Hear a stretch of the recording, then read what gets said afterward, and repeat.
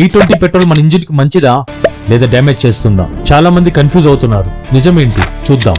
First of all E20 petrol అంటే ఏంటి? 20% ethanol మరియు 80% పెట్రోల్ కలిపి తయారు చేసిన బ్లెండెడ్ ఫ్యూల్. ఫస్ట్ అడ్వాంటేజెస్ చూద్దాం. E20 పెట్రోల్ లో 20% ఎథనాల్ ఉంటుంది.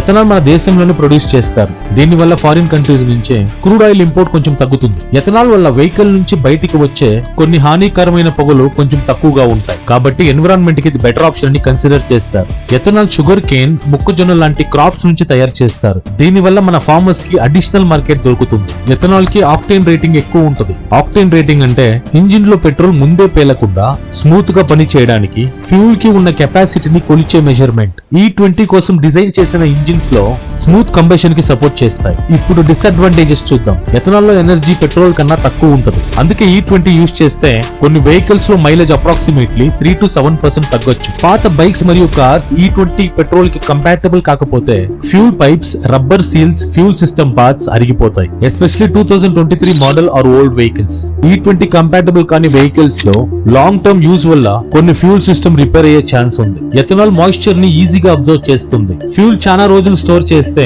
క్వాలిటీ అఫెక్ట్ అయ్యే అవకాశం ఉంది. మీ వెహికల్స్ E20 కంపాటబుల్ అయితే మ్యానుఫ్యాక్చరర్ రికమెండేషన్ ప్రకారం యూజ్ చేయడం జనరలీ సేఫ్. కానీ ఓల్డ్ వెహికల్స్ అయితే ఓనర్స్ మాన్యువల్ లేదా సర్వీస్ సెంటర్ ని ఒకసారి చెక్ చేసి యూజ్ చేయడం బెటర్. E20 పెట్రోల్ గురించి మీ ఒపీనియన్ ఏంటి? కమెంట్ లో చెప్పండి. ఇలాంటి యూస్ఫుల్ టిప్స్ కి విజయ్ స్పీక్స్ ఛానల్ ని సబ్స్క్రైబ్ అవ్వండి.